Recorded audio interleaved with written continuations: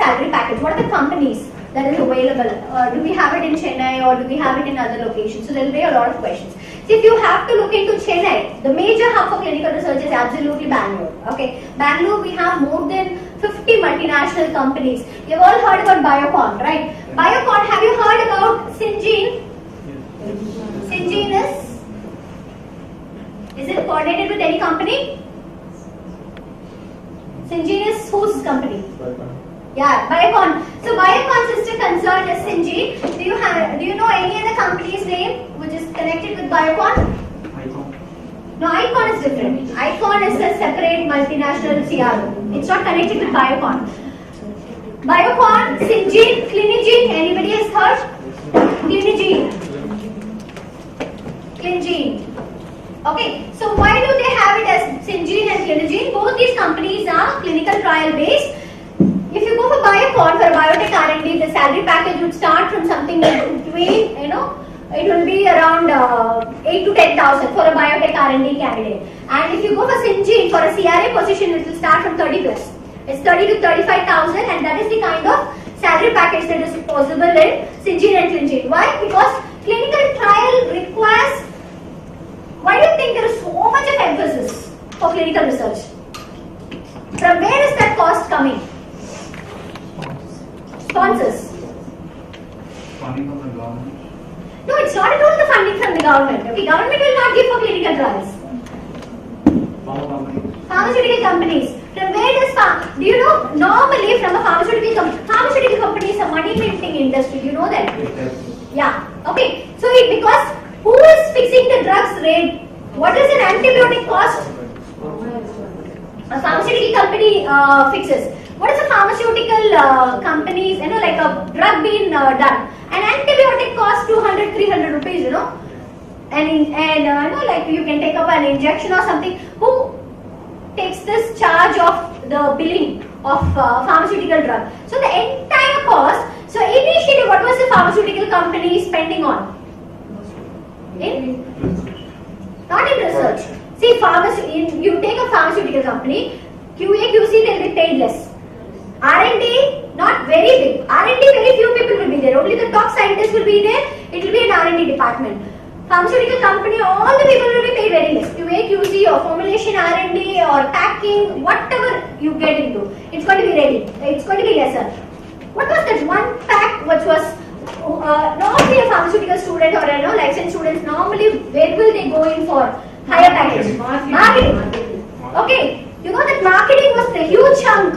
Pharmaceutical companies will pour money on pharmaceutical marketing because what the rep is representing, what the drug the doctor is writing, that is equivalent to the billing of the market. So that is what is going to boost up the entire profit range of the pharmaceutical companies. So when such is the case, where will they spend the money? It will be into pharmaceutical marketing. Pharmaceutical marketing, what will you do if you bring in a new drug and that particular drug is going and getting marketed? If the doctor, have you seen those representatives that used to there'll be so much. I also started my career as a pharmaceutical, into business development. So I know how it works, the incentive structure. So the first thing, I am basically a pharmaceutical student, and I think I have not given you an introduction about myself. My name is Alamelu Murli, and I completed my B Pharmacy almost around 15-16 years back.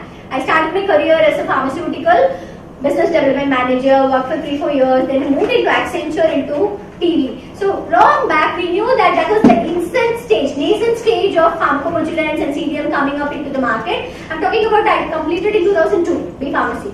And then I moved into MBA HR. I was into both the process of Accenture as well as into TV, into the HR recruitment. And I found that every day walk-ins will happen in Accenture, if you are aware of. My maximum, even now, weekly 3 days walk-ins will be going on for pharmaceutical students and also for life science students. The number of selections will be very less because people are not being trained. And there used to be, if at all people are being trained in clinical research, there was only one option, MSc clinical research, which will again take another 2 years. People will not be willing to invest for another 2 years into MSc clinical research.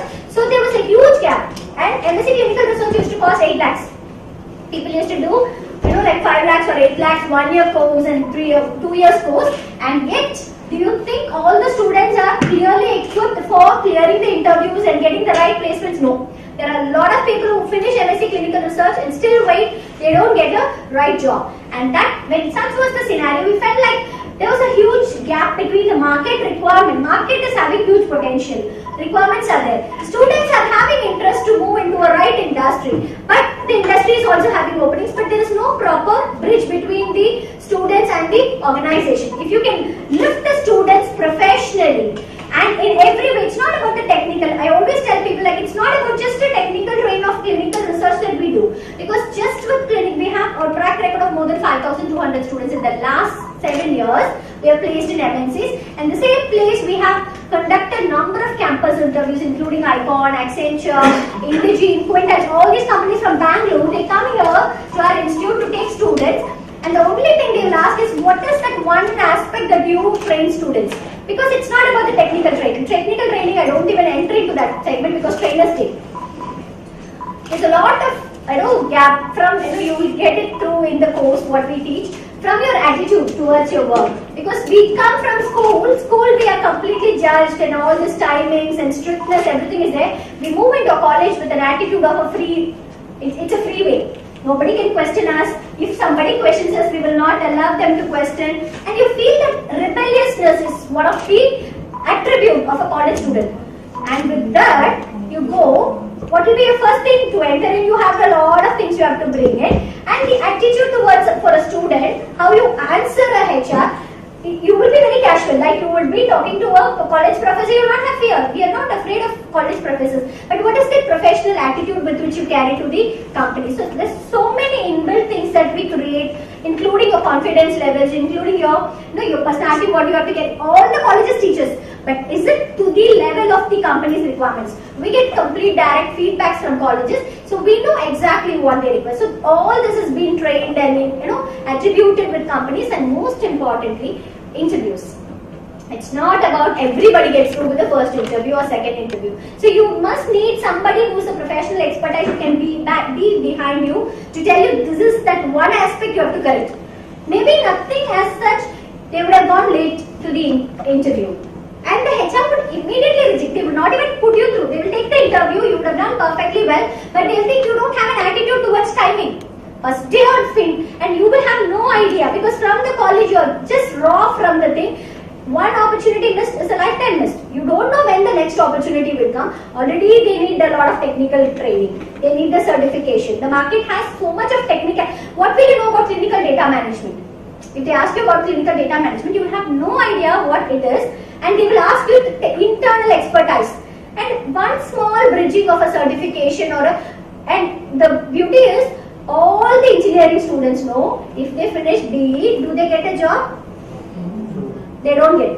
Every engineering student knows from 12th standard itself, people who are into the all this, they are planning for engineering, they will go for what? What they will go for? Aptitude training. What training? Not only aptitude. Nobody goes for an aptitude training. They go for a computer training, right? Everybody knows they have to know one language. Whatever is the recent one, unless all the engineering students know that directly from college nobody will take. One certification is required, only then you'll be strong in the technical knowledge, only then you can crack through an MNC. But for the life science students, we don't have such clarity. If this is the because for them it is clearly mentioned Java or R language or big data, whatever is coming, even non-engineering students will know. Even we will know that what is happening in an engineering thing, the next language has come. If you study that, you will be able to go. But for life science students, we don't have a clear clarity on what is the next thing that is going to take you towards a higher thing. And that exactly brought into this institute. And we had designed the entire course. It's not even like, it's a fixed one. We have a lot of things that we keep adding day in and day out because we are exactly updating towards the company's requirements. So whatever is the requirements of the company, say like you've been trained and this particular interview has a different specialization of, I've given you an overall description. There are 3 designations, but there are a lot of internal designations that is available. For each company, each profile will change. Each project lead will change. They have a different requirement. So we have a direct contact with all the client companies where we get the entire records of what exactly they require. And that has resulted in this, humongous number of, you can have various set of colleges people who have come through various places. And if you can see the records, we have, it's not a Chennai presence, we have an all India presence, including Bangalore, Hyderabad. We have people from Mumbai, Pune taking online classes only for this one reason, because of the placement records. Any college, anything, any university you can take, we have huge number of placement credentials from each college. So obviously they know that somebody who is expertised in getting you a proper professional training, who can support you for the placements also. That is what is your requirement. Because one person will think like, say like one person told, I want to be into a pharmaceutical industry. So that would result in a drug regulatory affairs. You can move into pharmaceutical company. In that, what is the best? Can we add on where you can go for a higher package? That would start from 25,000 salary. Will you go for that or QA/QC? Our colleges or your seniors or the people around you have told you certain scripts. That's what we tell. No, the society has given you one script. You carry that script and keep writing your own story. It's not that. Are you ready enough to upgrade yourself to know what is exactly there in the market? Are we open enough to opportunities are pouring, literally pouring out? And if we are smart enough to grab, we become successful. That is the exact thing. So that is this entire reason why we have this institution, and I just want to have the next person will be giving another shot of a technical part.